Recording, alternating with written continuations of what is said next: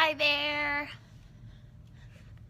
We're just gonna give a couple minutes for people to join. Hi Laura, hi Nicoletta 25. Hi Caitlin, I'm doing great. I had a wonderful weekend. I think I'm still recovering from exhaustion. I had a teenage birthday party at my house over the weekend. Hi Shelly, hi Maury Classroom, good to see you guys here. Thank you for joining me on my new day. Hey Coach, always excited to have you here and have your help and your feedback. Oh, thank you. Thank you so much. 86 and sunny. It's pretty warm and sunny here too, I gotta tell ya. So awesome. So glad to see you here. Hi Dandelion. Happy Monday, Laura. It's our way to roll out the week. So I'm Andrea Schindler. For those of you who are new joining us, Andrea Schindler from Whole Brain Teaching, Whole Brain Teachers of America. We are a reform movement, and we come here, an education reform movement, and we are just trying to change our classrooms and just bring back the fun to our classroom while keeping our kids engaged but having fun, but under control, controlled fun. So that's much better, and it's free. Yes, everything's free. So please, if you are interested in learning more, as Coach said, we have a ton of free materials. And guys, I'm always referring you guys to the website wholebrainteaching.com, where there are a ton of free downloads that you can check out. And I pump up Coach every week, but if anyone out there wants to challenge this, say it, but I don't think we could challenge this. Coach B is so good about what he puts up there for free. It isn't just like, it is such good quality. It doesn't follow the old rule of you get what you pay for. So let me tell you, he is awesome. He gives everything for free, and he pours his heart into it. You won't find anything on there that's junk. It is all really good materials for the classroom. So, sorry. Okay. I apologize, guys, and I could use help with that out there if there's some of you who can help me. I must have left my location on, and I try to remember to take that off because I know that's probably just as distracting to me as it is to you guys. So we'll just work on this for a second. Thanks, Coach. Thank you. Thank you, Coach. So 10-finger woo to Coach B, because he does give us all these free materials. But here's something I have been forgetting to tell you guys about, that is something that has been a huge resource this year. And Coach B, I'm sorry that I have forgotten to remind everybody about this, but just so that you know, there are weekly lessons that you can get sent to your classroom every week. You sign up for the email on the Whole Brain Teaching website, and every week you will have a new lesson. And so that is like the coolest new thing that Coach has done this year, and it self-generates. You add yourself to the email list, and every week you'll get a new lesson. And starting next year, we're actually going to be having, we're going to even do, character education lessons. So I'm just going to try to filter out and just focus on you guys. So with that said, there's a ton of free resources. Check out the website, sign up for the weekly emails, and you definitely want to check out Coach B on Sundays, who scopes every Sunday. So we are going to move on. We started last week talking about super improver writing, which those of you who were here with me at the beginning of the year, you guys know I started with super improver coloring, and we went from super improver coloring to super improver oral writing, and now I'm going to show you what we're doing in kinder. Coach is actually meeting every Sunday talking about super improver writing, and so we're talking about how we're using that super improver writing in my kindergarten classroom. And so last week we kind of went over what we did with super improver coloring, and then I went step by step what we did with the super improver oral writing. But I did want to re-show you guys the anchor chart I made for the super improver coloring, because that's going to lead us right off into what we started off with for super improver writing. So let's go ahead and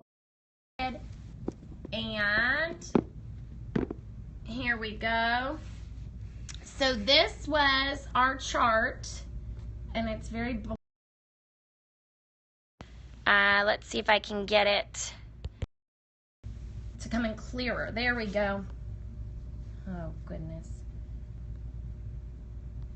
Okay, so here is our chart. And again, we started week 1 with neatness, then we went to completeness, then we went to color selection, creativity, and then we went to details.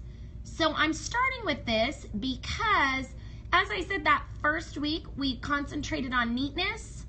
So naturally, when we moved to Super Improver Writing, the very first area we started with was neatness. So here's what we talked about. We said first, write slowly and carefully. So we're saying don't write quickly and sloppy. Instead, we're going to write slowly and carefully. I am very, very meticulous about the students writing their letters correctly, so I take a long time to teach them correct penmanship. So then I want them to really put effort and quality into their work. So I say write slowly and carefully. Number 2 for us was next, make sure to bump the lines. And for those of you out there who don't use the double-lined paper, that doesn't make a lot of sense to you, but bumping the lines means on these letters that we start at the line and we bump the bottom line. We don't have little teeny tiny shrunken letters between the lines like you see here. Number 3 is last, the tall letters should be tall and the letters that go below the line should go below the line. And then we have this little mantra that we always say, always remember we start at the top. All of our letters start at the top. And in fact, we have a little song that I've picked up along the way, and it basically says, where do you start your letters? At the top. Where do you start your letters? At the top. If you want to start a letter, then you better remember to start it at the top. Yes. So I will zoom out, and you can definitely, of course, change this up to fit your class and how you teach handwriting. So I'll step back for a minute and then tell you what we did. And again, oh, should I move it this way, Coach? Sorry. Here. I was trying to make more room, but there we go. I'll stay there for a couple more minutes. Thanks, Coach. Oh, I know. Let me tell you, any of you guys going to the conference this summer, it's a little bit scary because I break out in the kinder breakout sessions, but I do, this is different on Scope because I can't make you guys join me. In the conference, I make you guys join me. So we'll probably have a mass exodus now, saying I'm not going to that kinder breakout because I am not singing, but you will miss out because we have a ton of fun. Okay, so just like in the format of the Super Improver coloring, where we have the same image on each side and we just fold the paper in half, we have our paper here that we folded in half, and they are only given one side of the paper to write on. And I give them a writing prompt. So last week, well actually I started this 2 weeks ago. So 2 weeks ago we started our, thank you so much. Thank you, Pastor Frank. We started out our habitats theme. We're actually, and our first week we talked about pets. So then our writing prompt for the first day of the Super Improvers writing was, name 3 pets. And so each day I had a different writing prompt. So the first day was name 3 pets. So they said 3 pets are, and they named the 3 pets. Then the next day they had to pick a pet and describe the pet. So they might say a dog has a black nose, zoop, a short tail, zoop, and soft fur, Then the next day they had to write a triple whammy sentence about when they grow up, which pet would they buy. So each day I picked a different prompt. Now I'm gonna let you guys learn from my mistake. Those of you out there who have kindergarten, I realized we're writing a ton in my class and we're doing a ton of the triple whammy sentences. In fact, we've moved from writing our triple whammy sentence to our triple whammy essay to this week we are starting our first 5-paragraph triple whammy essay. However, because our super improver writing time, it's not meant to be for a full writing block. We're talking about 10 minutes of writing here. And actually, if I do 10 on each side, then that's 20 minutes, but we're averaging about 5 to 7 minutes on each side of the paper.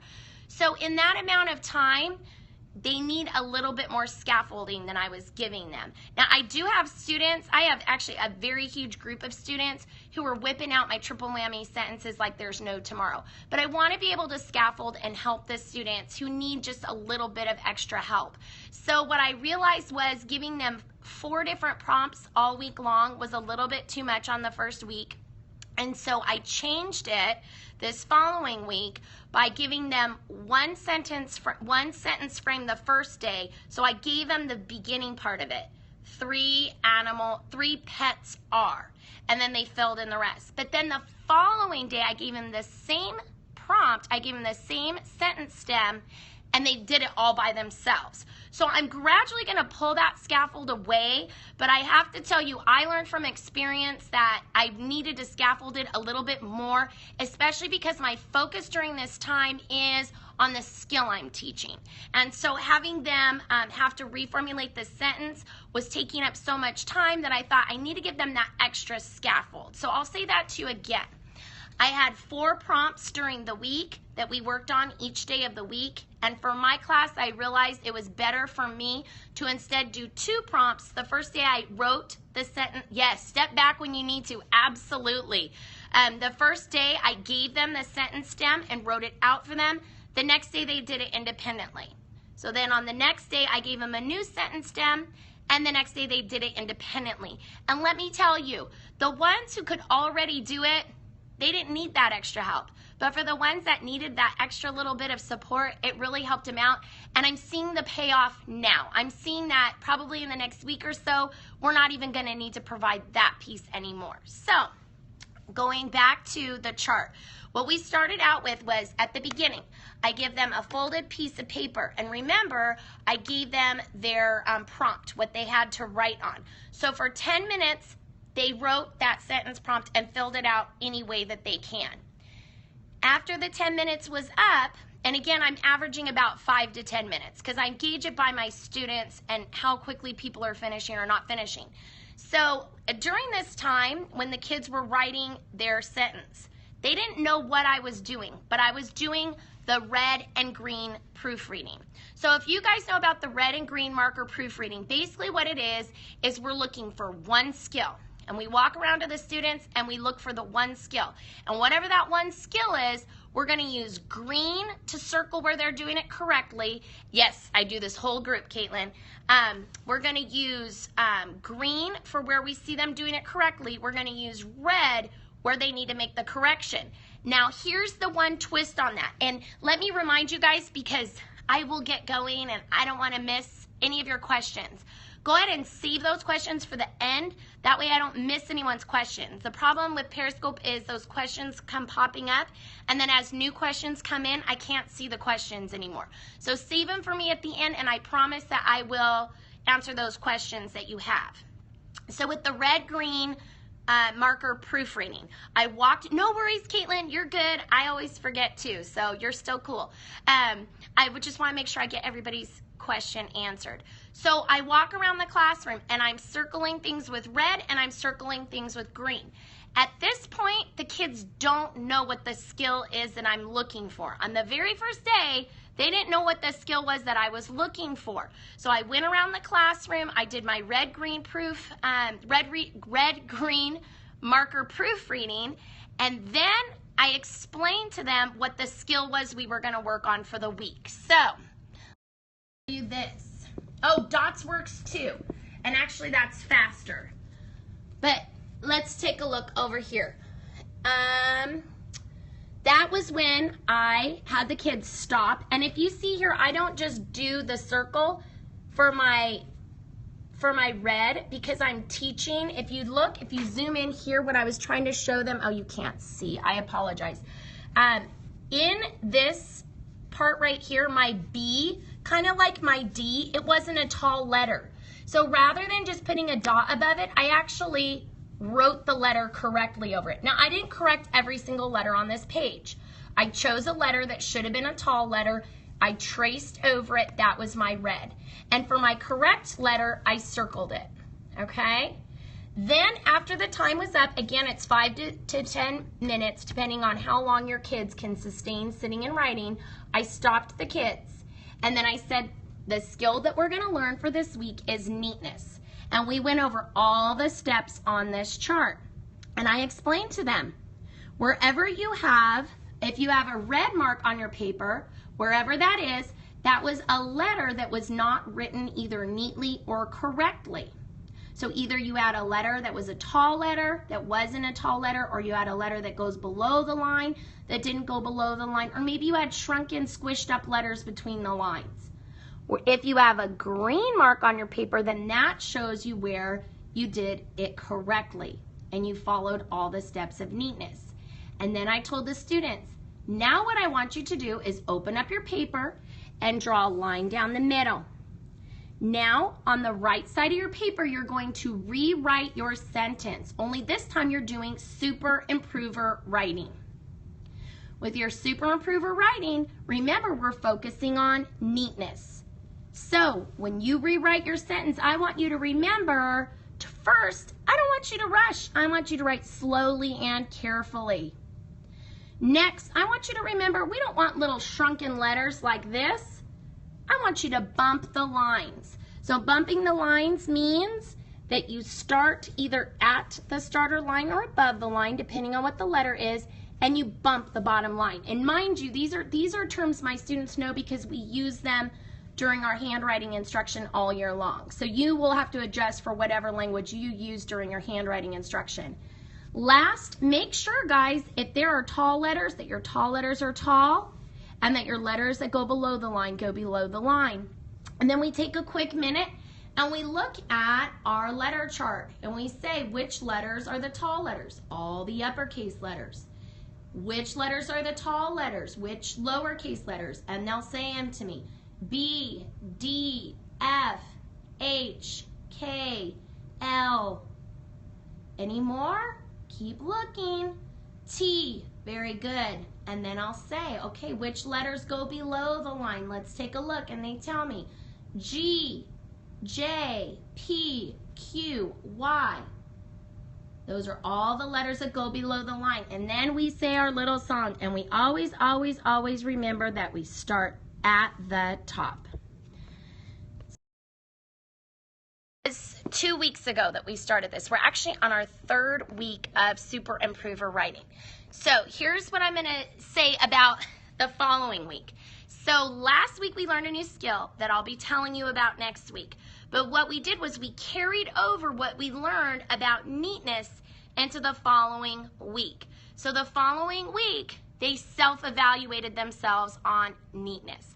That was one of the key things that we did with the Super Improver coloring that made it so successful. With Super Improver coloring, we would learn a skill and then the students would self-evaluate how they did with the skill the following week.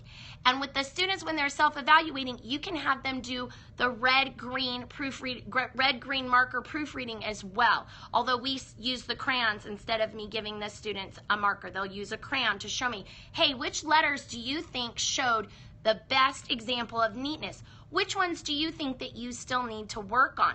And then, of course, I make them explain why. Well, why did you think that letter was a letter you needed to improve on? And they'll explain it to me. They'll say, well, you know, I didn't really bump the line. Or this was a letter that should have been a tall letter and I didn't make it a tall letter. And then on the letter that they self-evaluate and they think that they did well, I ask them, well, I agree with you. Why do you think that you did so well with that letter? And they'll explain to me why they think that that letter is a correct, would have been an example of doing it well. And I'm sorry about that. I will give you an example for 4th grade, but if you can wait, if I forget at the end, ask me that again. So remember, we taught this skill 1 week, and again, the following week we're going to carry over that skill, but now the kids are self-evaluating. How am I doing on the skill of neatness? So next week I'll be talking about Next week, I'll be talking about the skill that we introduced the 2nd week. So to answer that question about 4th grade, now with 4th grade, I imagine you guys are still working on neatness. I'm not sure if you guys are doing, yeah, I don't want to forget either. I'll forget too. So luckily I remembered that one. But sometimes I'll see other questions pop up and I try to remember at the end and I forget. So for the 4th grade question, I would say to you, I mean, you guys can change up. That's what's so flexible with Super Improver Writing. You guys decide what the skill is you want to work on each week. But I can imagine that even in 4th grade, the kids need to work on neatness. So you may decide to keep neatness. Now, I don't know if they're working on cursive, but if they're working on cursive, like in our state, they learn cursive in 3rd grade, then you may have them, your standards for neatness may have to do with cursive, making sure that they connect all the letters, making sure, and again, we have still the issue with the fact that the tall letters should be tall and that the letters that go below should go below the line. If you're only on a single line paper, you still have to make sure that the tall letters are tall and that the other letters go below the line. In my opinion, I still feel like you should keep neatness no matter what the grade is. You just might change up how you describe what neatness looks like at your grade level. So I hope that helps. And if there's anyone, I saw a few more questions pop up. So if there's any questions that I missed, I didn't get to read those questions. I would love to answer those questions. You're welcome. I'm really excited about this. I have to tell you, this is only our 3rd week in, and the piece that I think is really getting the kids to buy into it and to really think about their writing when they're writing is the self-evaluation piece. How long is my writing block total? So I have 2 completely different writing blocks. This part is in it, and again, at max for each section, it's 10 minutes. Although I will tell you, again, I kind of gauge it based on their, the finishers and the non-finishers. And I do give the finishers something to do. I have them illustrate what they're writing about on the back. And because we've done Super Improver coloring, it's awesome. I'm not just getting some really quick, scribbled out drawing where they just really quick scribble it out and color it in. So that's been really nice. I'll come back to you because I have a neat one, but I got to tell you, I'll come right back to you. So I gauge that based on what how my students are looking as far as being finished. But I will tell you, if I give 7 minutes for the first section, I definitely give, yes, self-evaluation, so important. If I give them about 7 minutes for the first part of the Super Improver writing, the second part, I generally tend to give them the full 10 minutes. I would like them to have the max amount of time while they are doing their Super Improver skill, because that's going to take a little bit more time and attention to task. So my Super Improver writing can range anywhere between 15 to 20 minutes. But we have a core block of writing time where I'm working with the kids and they're writing their paragraphs. So that block generally tends to be anywhere from 20 to 30 minutes every day. So we're working about an hour on writing now with adding in the Super Improver writing every day. So, and for the person who's trying this out tomorrow with Super Improver writing, good luck. I know it's going to be awesome for you, and I can't wait to hear how it goes. So if there's any other questions out there, I know everybody kind of has to gear based on what their district demands are, but I know how important writing is. So do you do this on a blog somewhere? I do not have a blog. I'm sorry. So anyway, if there's no other questions, I'm going to go ahead and say goodbye to you guys. And next week we'll be talking about the second skill. Oh, neat writers. Thank you. That's why I'm so bad at that. Thank you for being kind. So I actually have a couple students who have neat writing, but and when I go to them, I'm like, oh my gosh, am I even going to be able to find something on their page? Yes, I am on Catch. Am I even going to be able to find something on their page? And I'm telling you, if you look hard enough, there's always somewhere where they can make an adjustment. So like, for example, like the student who's very, very neat, sometimes he doesn't always go down and touch the bottom line. Or sometimes he'll start, not necessarily at the top line, but somewhere in between. So that's the thing. For that one, it's kind of a big stretch, but I work with it and I do it anyway. And then by the end of the week, if they're only getting green, that's a good thing. So anyway, so yes. And so if there are no other questions, I will let you guys go. And what if you write, what if through neat, but it's small. So that's what I was talking about as far as the shrunken letters. So we have the double line, so that helps us to adjust for how tall those letters should be. They shouldn't be shrunken down in between the spaces on the letters. So I would say a goal for that student, and this might be an upper grade where you're not dealing with how we have the lines. I know a lot of lower grades use the triple line paper. We don't use the triple line paper, we use the double line paper. But if you're in a grade level where you don't use the double line and you don't use the triple line, but you have a student who's writing, I have a son who writes so small, I wish I had a microscope for it. So with that student, their particular neatness goal might be what the height of the letters need to be in order for someone to be able to read them. So that could be, and that could be part of what your chart is. You could talk, because you probably don't just have a problem with the shrunken letters. Some of those kids, especially the older kids, some like to write really small, but I've also seen the upper grade students who use that huge bubble letter writing. And so this is what's great about the Super Improver writing, is you can really gear it based on what are you seeing in your classroom. So if you, good Kinder Duo, I'm glad. I'm on catch at WBTlittlerocket, so it will be on there. So that's how you can kind of gear what you deem as what they need to work on for neatness. Look at your students, gauge your students, see what it is that they're working on, and then write those things down. So if you're noticing that they're writing too small, then you write, letters should be about this big, and it shouldn't be bigger, and it shouldn't be smaller, and talk to them because they have to have legible writing. And as far as the strategy for the whole class, yes, the strategy is for the whole class. So it's just like with the coloring, we started with neatness. Now, does every single student have the same problem as far as, are all my students forgetting to make tall letters tall? No. Are all my students forgetting to start at the top line and bump the bottom? No. But they all, even my best student, one of my top students loves to be the first one done, and she rushes through her work and writes very messy. And so this is my way to slow them down and get her to write neatly. So I hear you, Caitlin. And I don't know if you have half day or if you have full day or not, but I'm telling you, I really had to decide as a teacher where I was going to put the most emphasis and the most bang for the buck. And so there are things that I do throughout my day that I embed several standards with, so I can cover a ton of standards with one thing. An example is the calendar routine. An example is my morning message. And during those times, I literally put in so many standards, you would come in, it's a standard frenzy. And I do that so it'd free up time for me during these other pockets during the day.